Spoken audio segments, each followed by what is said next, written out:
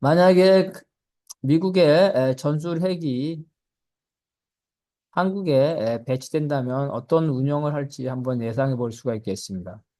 현재 미국은 러시아에 대항해서 유럽에 약 100여 개의 전술 핵 무기를 운영하고 있습니다.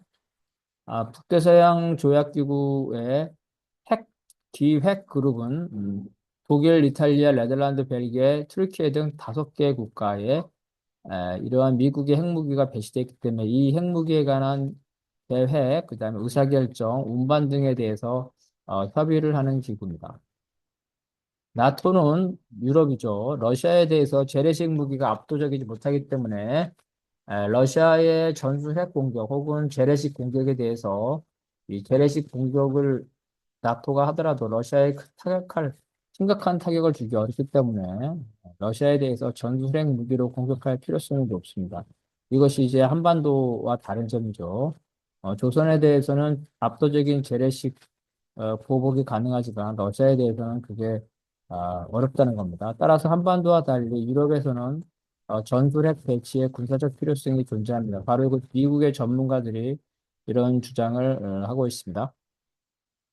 미국의 전술 핵무기는 나토의 전폭기에 장착되고 나토 정상들의 의견을 반영해서 미국 대통령이 최종 발사 명령을 합니다. 이를 이제 나토식 핵무기 공이라고 하지만 최종 발사 권한은 미국 대통령이 행사합니다. 러시아의 기습 공격과 같은 이러한 시간적 여유가 없을 경우에는 미국 대통령이 단독으로 핵무기를 발사하고 그 동시에 나토 정상에게 통보할 수밖에 없습니다. 이러한 의미에서 나토식의 핵 공유는 엄밀하게 진정한 공유라고 볼 수 없습니다. 무엇보다도 핵 확산 금지 조약은 핵 보유국이 비핵 보유국에게 새로운 핵무기를 보유하거나 혹은 핵무기를 빌려주는 것, 이런 것들을 금지하고 있기 때문에 이러한 국제법 체계에서 진정한 의미의 핵무기 공유는 국제법 위반이 된다고 볼 수가 있겠습니다.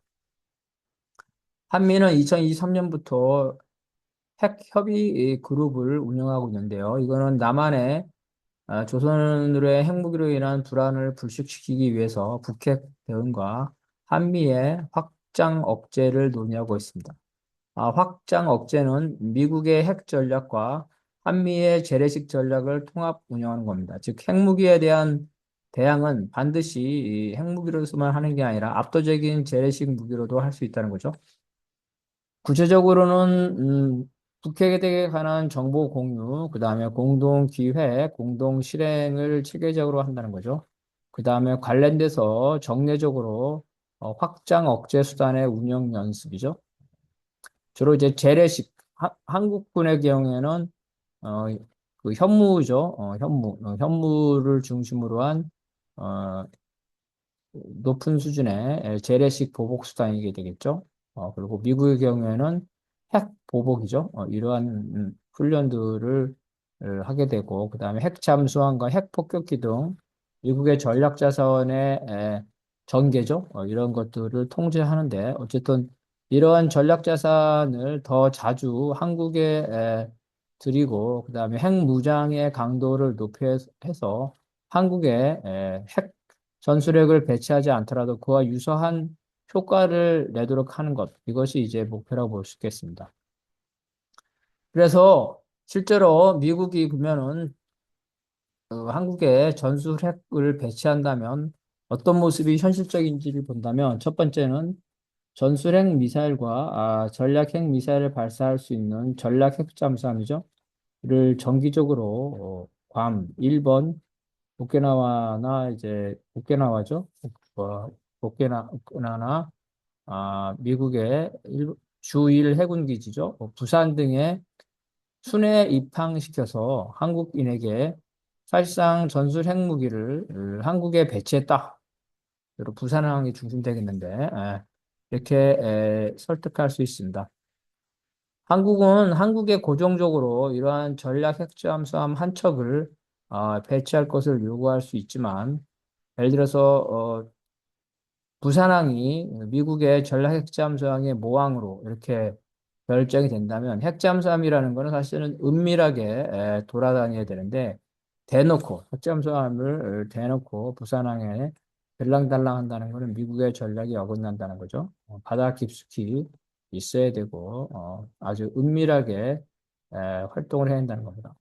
핵잠수함은 탐지되기 어렵기 때문에 또한 평상시에 중국과 러시아에 대한 가시 효과를 통제할 수 있다는 겁니다. 무슨 말이냐면 핵 미사일을 장착한 전투기나 아니면은 지상에 핵 미사일 기지는 중국과 러시아를 자극하는데 핵잠수함은 눈에 띄지 않기 때문에 중국과 러시아를 자극하는 효과가 적습니다. 따라서 중국과 러시아가 이에 대응해서 동아시아에 전술 핵 무기를 배치하고자 하는 이러한 명분을 덜 줄 수가 있다는 겁니다.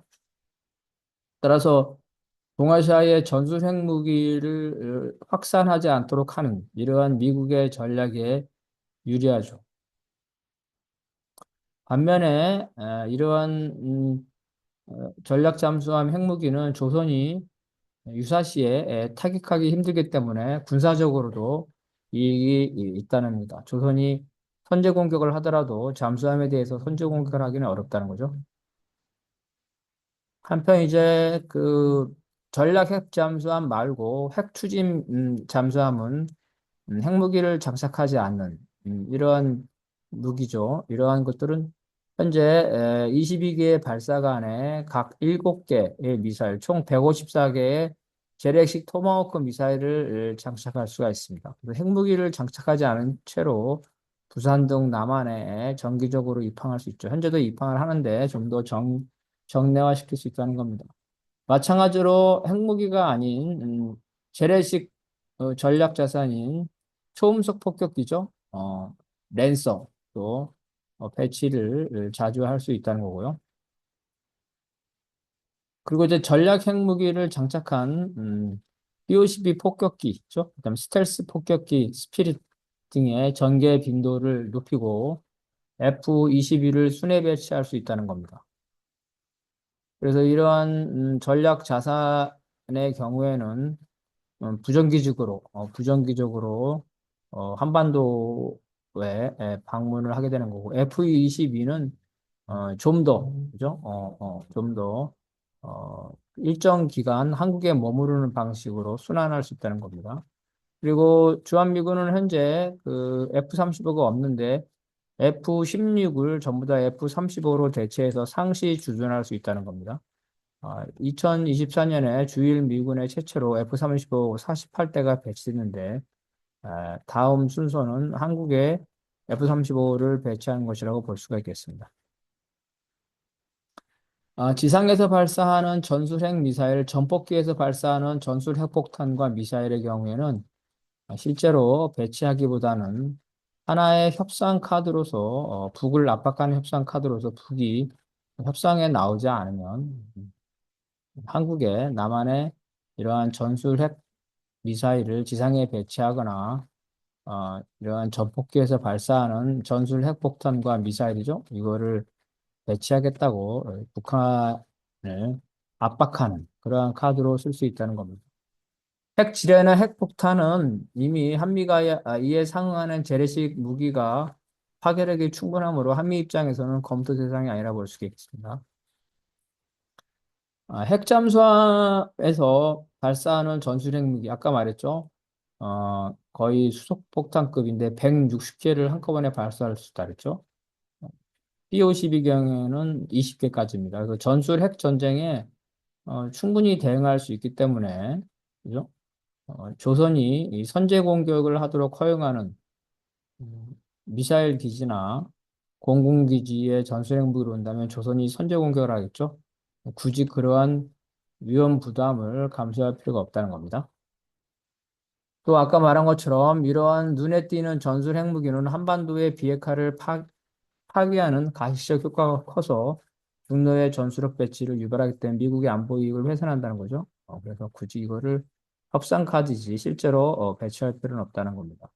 마지막으로 트럼프 정부는 이러한 전술 핵 배치에 효과를 내는 각종 전략 자산의 전개 비용을 주한미군 주둔 방위 분담금에 포함시키겠다는 이렇게 할 가능. 지금 현재도 약 10배, 9배에서 10배 정도를 더 요구할 거다. 트럼프가 이렇게 주장하고 있는데, 어쨌든 그 정도까지는 아니지만, 단순한 주한미군 경기뿐만 아니라 한반도에 전개되는 전략자산 비용과 한미 군사훈련이죠. 군사훈련 비용도 남한 정부에 요구할 것으로 그렇게 예상할 수가 있겠습니다.